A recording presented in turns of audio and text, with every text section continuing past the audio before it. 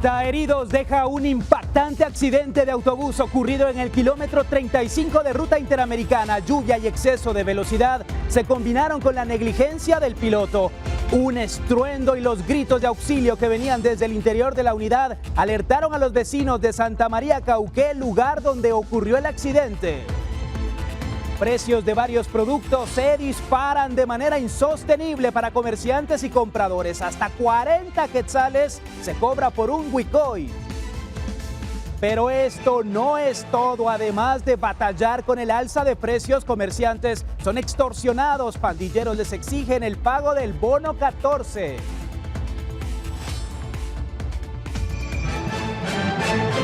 Muy buenas tardes, bienvenidos a Impacto Directo. Este lunes es un gusto poder saludarle por Guatevisión. Soy Alexis Ponce, doy la bienvenida a nuestros panelistas que hoy nos acompañan. Edgar El Cubo Arriola, comediante; Omar Sosa, fundador de la campaña Guatemala Vive con Valores; Malena Flores, politóloga; y Roger Ruiz, abogado. Y por supuesto, muchísimas gracias a usted por estar en nuestra sintonía. Y la combinación, el exceso de velocidad, la lluvia y la negligencia ocasionaron que al menos 30 personas resultaran heridas en un accidente de tránsito protagonizado por un bus extraurbano en ruta interamericana que además generó el colapso en parte del tránsito a Occidente. Como tipo 4 de la mañana fue cuando se escuchó el trueno de que algo había pasado, de que algo cayó. Entonces ya tipo como 3 minutos o 4 minutos después fue que el alambrado fue el que explotó. Fue por el impacto pues de que había caído algo. Este fue el estruendo que despertó a vecinos de Santa María Cauqué, Zacatepeques. En medio de la lluvia y la oscuridad lograron escuchar los gritos de auxilio provenientes de un autobús que cayó a una hondonada de aproximadamente 15 metros de profundidad, derribando postes de alumbrado público, y desde allí empezó a causar dificultades en el tránsito. El accidente dejó 10 personas heridas, quienes fueron trasladadas a los hospitales de Antigua Guatemala, al de Chimaltenango y al ICS de Chimaltenango para recibir atención especializada.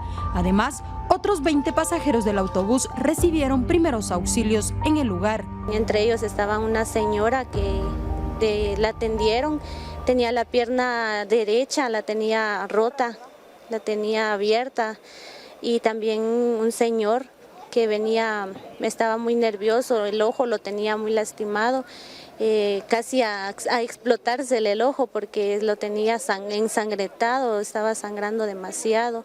Entre ellos también habían muchos niños, había un niño que se fracturó el brazo, decían los bomberos. Cuando los atendieron, la camioneta estaba destrozada, ya todos estaban con una crisis nerviosa.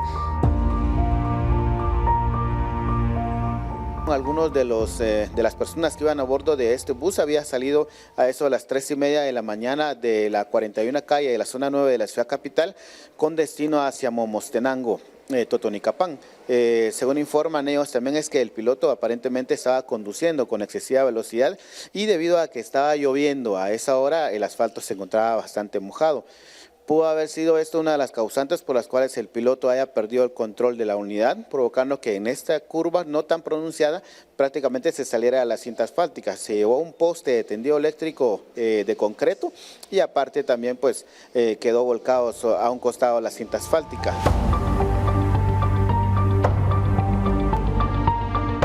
El accidente causó unos 15 kilómetros de tránsito sobre la ruta interamericana en ambos sentidos, al occidente y a la capital. La unidad destruyó postes del alumbrado público y hubo interrupción de energía eléctrica, por lo que afectó a los habitantes de Santa María Cauqué, Santiago Zacatepeques, San Bartolomé Milpas Altas, Santo Domingo Xenacoj, Zumpango, El Tejar, Pastores y parte de aquellas comunidades que se ubican en la salida de Chimaltenango. Las autoridades locales y equipos de emergencia llevan trabajando más de 14 horas para restablecer el tránsito y los servicios, como realizar las reparaciones necesarias en la zona afectada. Al cierre de esta nota, a las 17 horas, aún se continuaba regulando el congestionamiento en el área. Con imágenes de Óscar Vázquez y Saúl Marroquín, reportó Andrea Domínguez.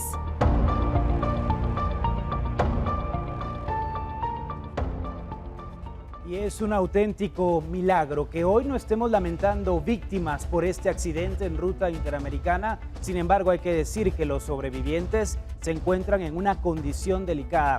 Esta situación, Malena, de las imprudencias cuando está lloviendo, el no tener la precaución del caso, acá es un ejemplo muy claro.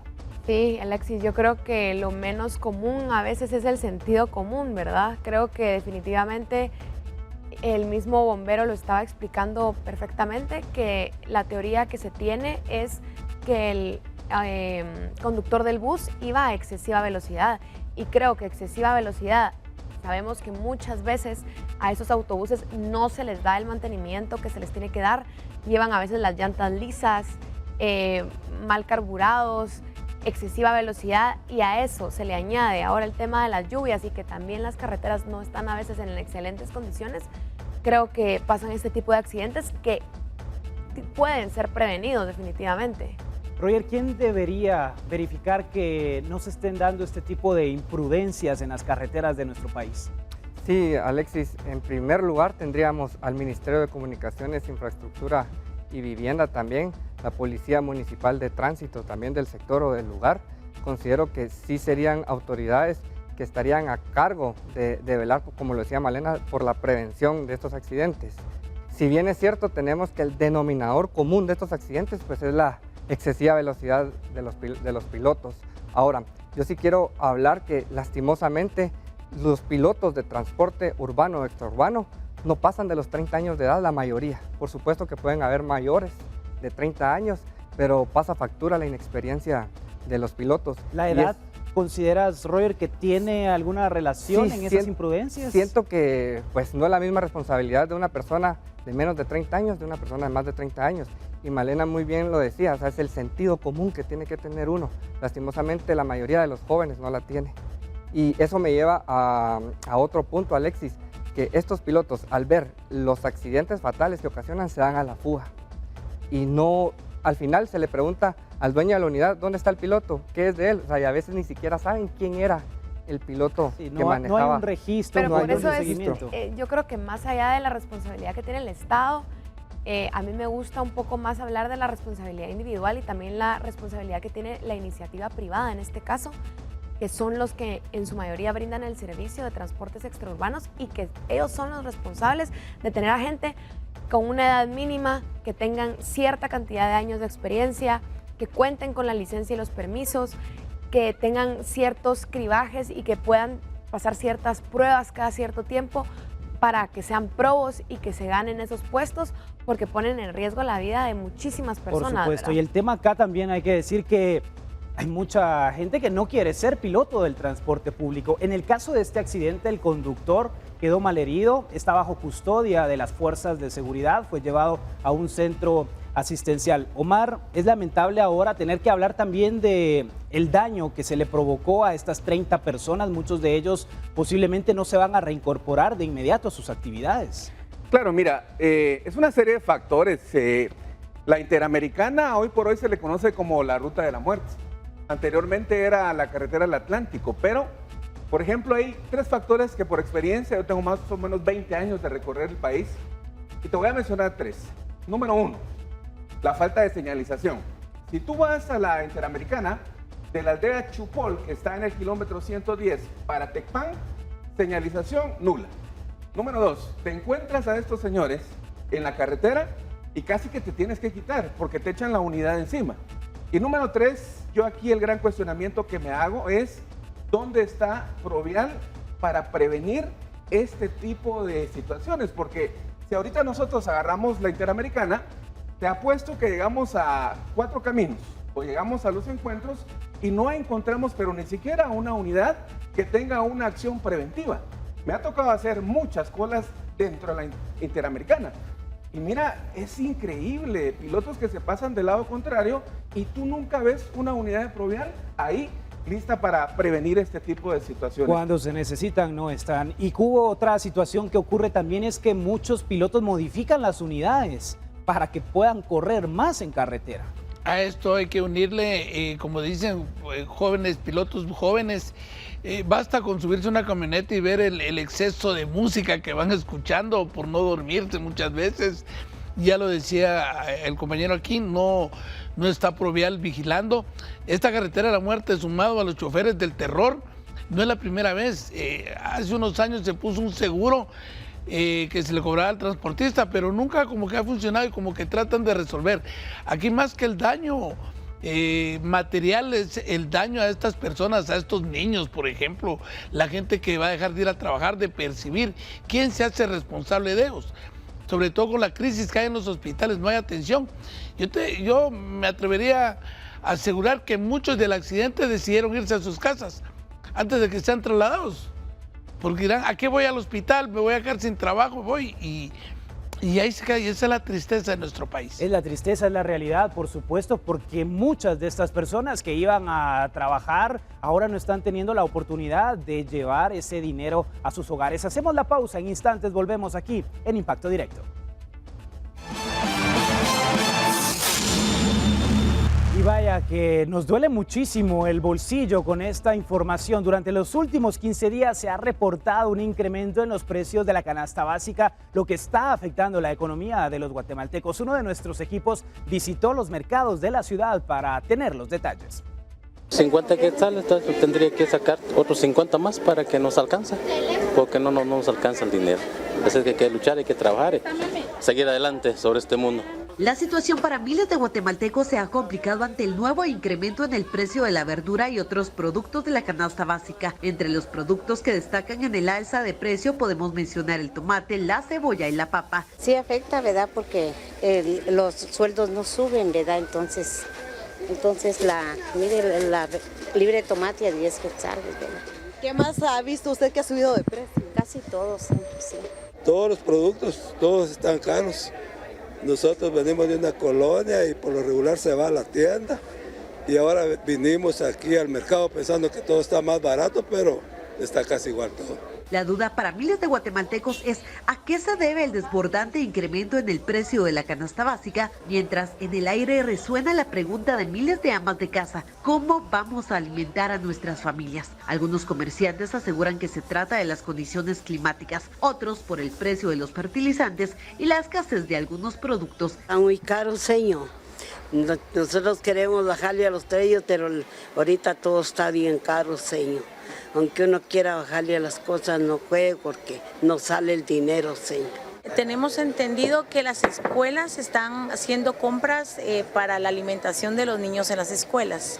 Ese es uno. Segundo, porque también ha habido mucha sequía y aparte de la sequía se vino una gran tormenta y todo eso ha venido a matar los cultivos. El incremento más significativo se encuentra en el tomate, que tiene un precio de 10 quetzales por libra. La libra de cebolla está a 8 quetzales, la papa tiene un precio de 10 quetzales por libra, el whisky cuesta 8 quetzales la unidad, el huicollito se está vendiendo a 2 unidades por 15 y el huicoy sazón está a 40 quetzales la unidad. Autoridades del Ministerio de Agricultura, Ganadería y Alimentación descartaron la escasez de productos e informaron que por las lluvias se presentan afectaciones de siembras en maíz, plátano y café, mientras hacen el monitoreo de otros productos para determinar si se presentan nuevos impactos por las condiciones climáticas. Por su parte, el Instituto Nacional de Estadística informó que el costo mensual per cápita de la canasta básica alimentaria rural tuvo una variación del 1,3% entre mayo y junio, mientras en el área urbana fue de 0,93%. Con imágenes de Byron Baiza para Impacto Directo, Rosemary Ávila. Y uno se pregunta, ¿qué vamos a comer entonces si todo está sumamente caro? Para hablar de este tema nos acompaña Julio Rivas, el presidente de Mercados Unidos. Julio, ¿qué tal? Gracias por estar con nosotros aquí en Impacto Directo. ¿A qué se debe esta alza constante que tenemos todas las semanas en los precios de las verduras y de las frutas? Buenas tardes, mucho gusto. Gracias por el espacio. Pues nosotros nos hacemos la misma pregunta, ¿a qué se debe? No tenemos respuestas concretas porque no somos nosotros los que le subimos el precio. Veo yo una campaña en redes sociales obscureciendo a los mercados, obscureciendo a los vendedores informales, mal llamados informales, respecto a este tema. Pero no somos nosotros solo somos una reventa de los proveedores hacia otro sector que sí tiene la capacidad de almacenar, que sí tiene la capacidad de comprar en gran cantidad y que no sé o de qué manera, si la empresa privada lo está haciendo también, están provocando acaparamiento, y el acaparamiento provoca el encarecimiento de los productos y que los mercados, que son, digamos, el canal más económico para la población, se vean afectados, porque, digamos, nosotros no tenemos la capacidad de comprar un furgón de tomate, pero la empresa privada sí lo puede hacer. Sí lo puede hacer, y entonces el guatemalteco promedio o el pueblo ve una variante en el precio en un supermercado a un mercado. Claro, y es que este punto iba, porque el ciudadano dice, voy al mercado porque ahí puedo regatear, ahí puedo encontrar los mejores precios, pero resulta ahora que los supermercados tienen mejores precios que ir al mercado. La diferencia va desde 1 hasta 3 quetzales o más. Sí, exactamente, pero esto no es de ahorita, esto es un fenómeno que viene de gobiernos atrás.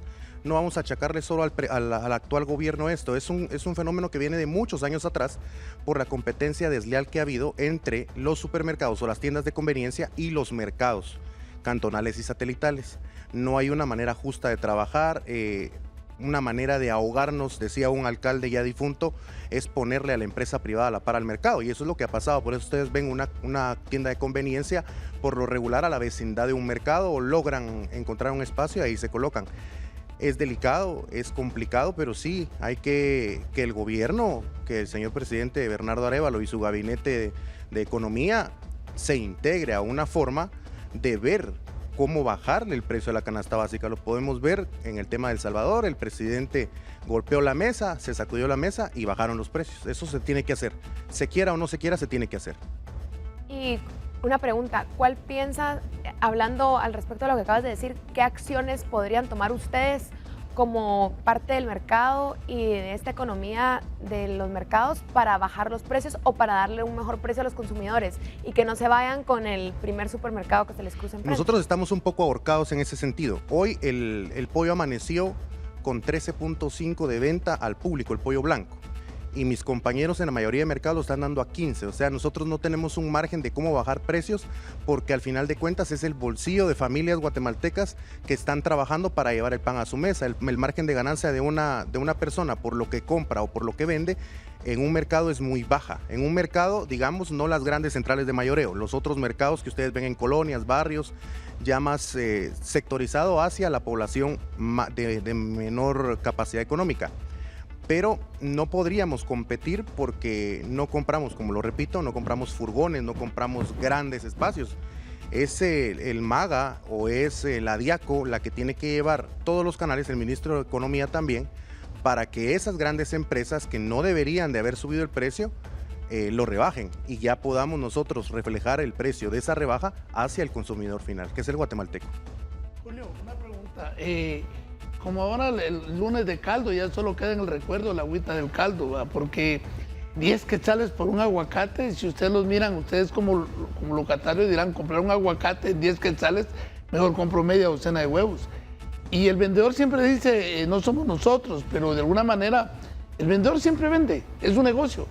Y siempre, en la historia, siempre el vendedor ha dicho, no tenemos ganancias, si no fuera negocio dejaría de vender. ¿Qué acciones pueden tomar para solidarizarse ustedes como pueblo? Bueno, las el cilantro, 5 quetzales un manojo, ya no te venden 2 quetzales. Te venden la misma cantidad, pero ahora todo es de a 5. Y eso lo manejan en el mercado. Y ustedes dicen, no compramos un furgón. No compró un furgón, tal vez un mercado. Pero ya aglutinando todos los mercados, ¿no podrían hacer eso? Eso tendríamos que negociarlo, y si la empresa privada o los agricultores están dispuestos a vendernos en globo como mercados, como una agrupación de mercados, eso ya sería un tema muy delicado de tratar, un proceso bastante largo de negociar, porque nosotros, por ejemplo, de mi agrupación son 57 mercados. O sea, compraríamos, ¿qué le digo? 2 furgones, mientras las tiendas de conveniencia compran 2 furgones por tienda o un furgón por tienda. Y tienen 200 tiendas a nivel nacional.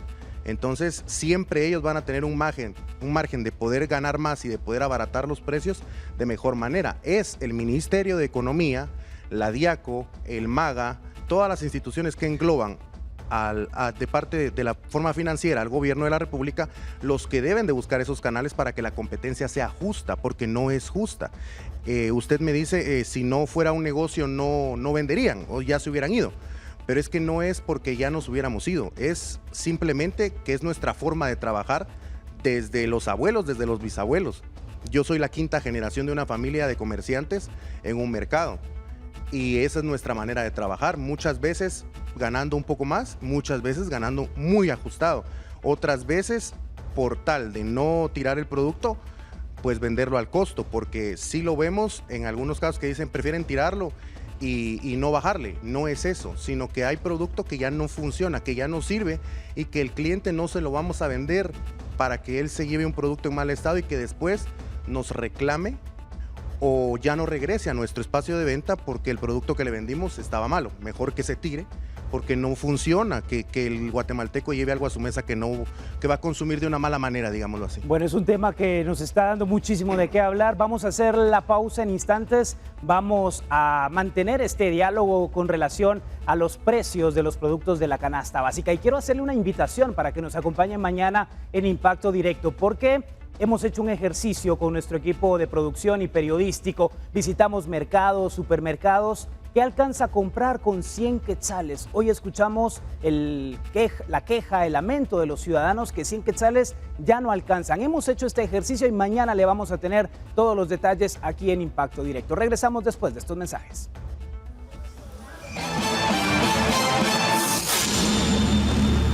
Este tema de los precios obviamente está golpeando todos los hogares guatemaltecos. Roger, platicábamos de cómo no alcanza el dinero en las familias hoy en día. Sí, yo tengo una duda, Julio Rivas, Roger Ruiz Roque les saluda y quisiera, bueno, todos los guatemaltecos, incluyéndome a mí, tenemos una duda muy importante y quisiera replantear la pregunta que hizo Alexis al principio.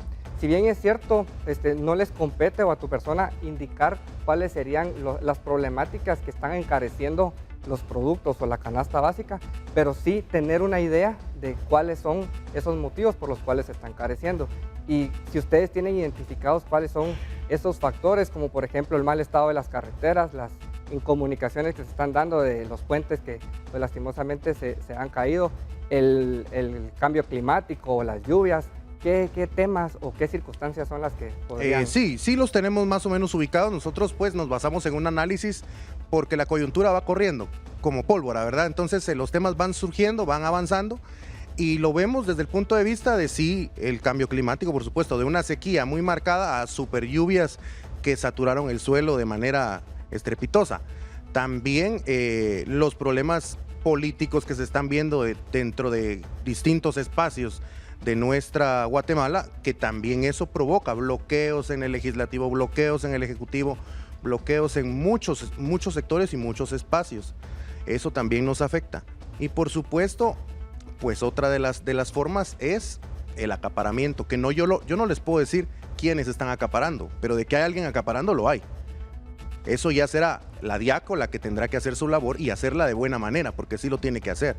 No solo ir a un mercado y visitarlo y luego crucificar al mercado y crucificar al vendedor, porque no solo somos nosotros, somos una red de vendedores, porque todos somos vendedores, unos de empresa privada, otros de microempresa, otros de mediana empresa, pero todos somos vendedores al final. La DIACO tiene que hacer una labor exhaustiva, ver los canales y buscar al encargado del por qué se está encareciendo el precio. De nuestra parte, sí, nosotros estamos interesados en llegar al ministro de Economía y decirle, señor ministro, por favor, porque nuestra gente se está viendo afectada, nuestro sector económico se está viendo afectado y nosotros estamos afectando, al final de cuentas, al guatemalteco sin quererlo y sin desearlo. Sí, es que existe esa incongruencia entre la canasta básica y el salario mínimo. Así es un salario que no abastecerá al 20% a la canasta básica. Pero vuelvo y lo repito, es cuestión de los gobiernos, no de sino de 4 o 5 gobiernos atrás, que viene esta problemática y que ninguno de estos ha visto por dignificar al guatemalteco para que gane más. Julio, buenas tardes. Bienvenido a la familia de Impacto Directo. Omar Sosa le saluda. Yo tengo más o menos unos 20 años de recorrer las carreteras de mi país y yo creo que tal vez hace falta un poco más de visión, ¿verdad? Recientemente se celebró el Día del Cooperativismo. Guatemala es un ejemplo de lo que las cooperativas han logrado hacer, unidos, ¿verdad? Mira, por ejemplo, allá en San Marcos hay un lugar, un centro de acopio, donde ahí se reúnen prácticamente todos los que producen papa, ¿sí? Y ahí el que está afectando es el coyote, porque es el coyote el que acapara prácticamente la producción de la papa y luego la revende a otro precio.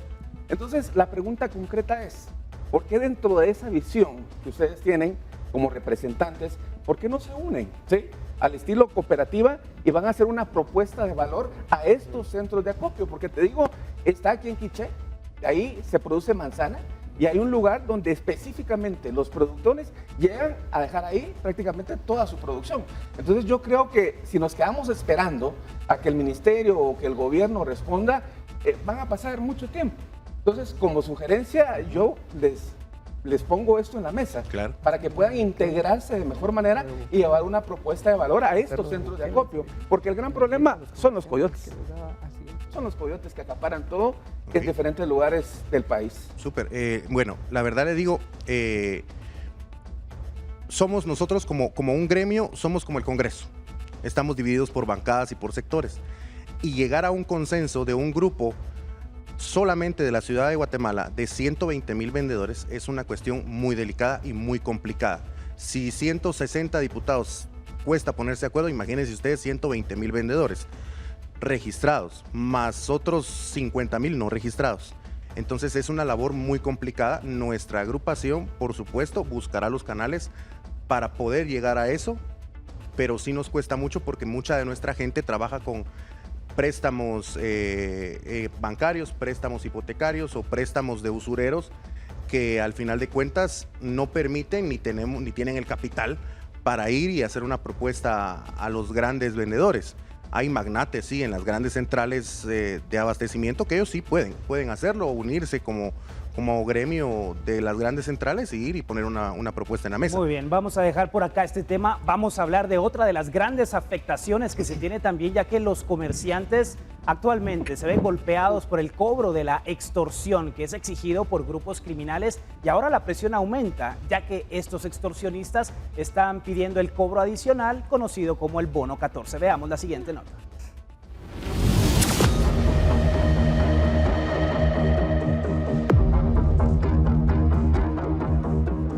Mire, yo pienso de que esto ya es a nivel, o sea, en todos lados es así, en todos los mercados, ya para nosotros pues ya es algo normal.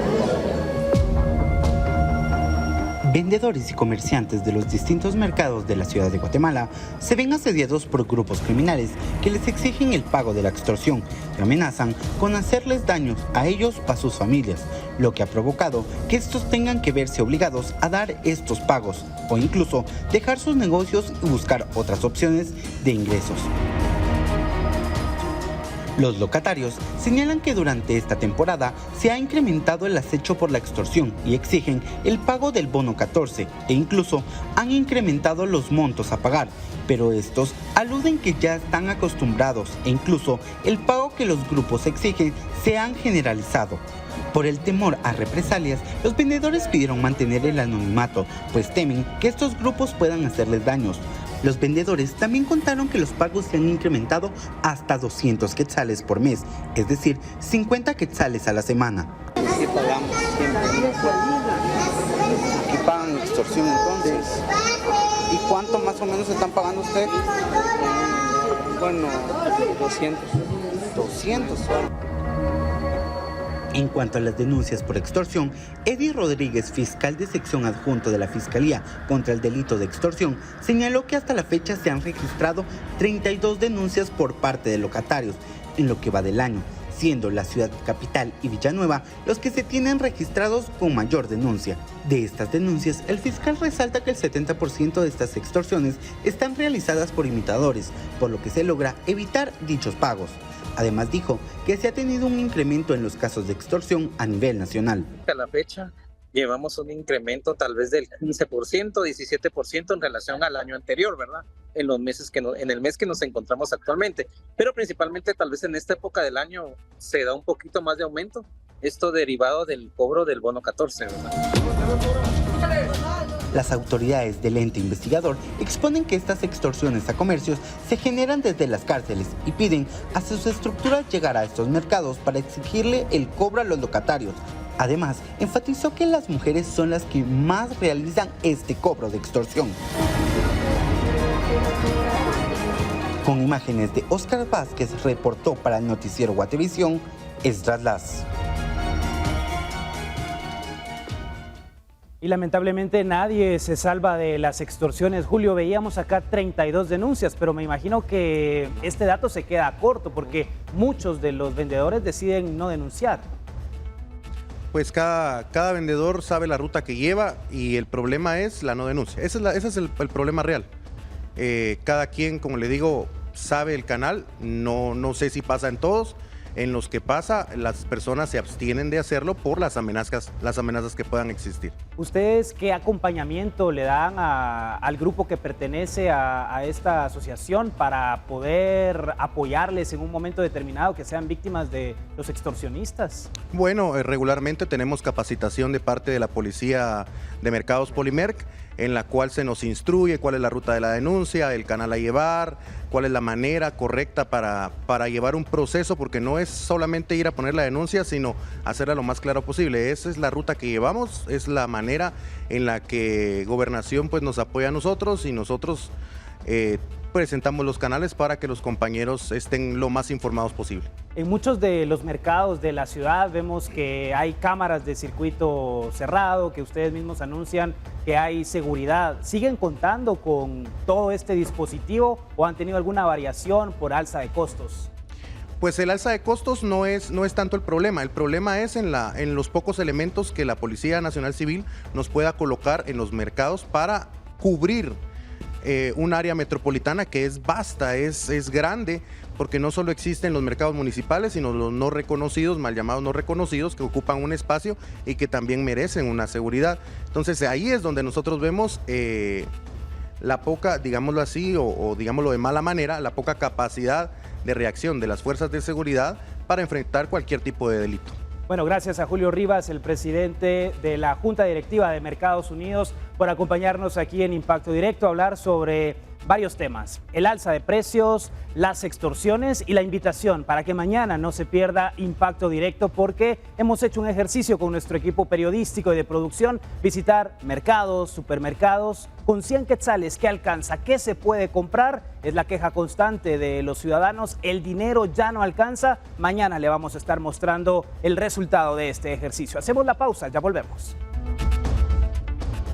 Y hablemos de lo que ha dicho el presidente Bernardo Arévalo, que decidió avalar la ley que establece una prórroga para que los guatemaltecos puedan pagar el impuesto de circulación de vehículos. La ley ha sido publicada este lunes en el Diario Oficial y permite que el tributo pueda pagarse hasta el último día hábil de septiembre de este año.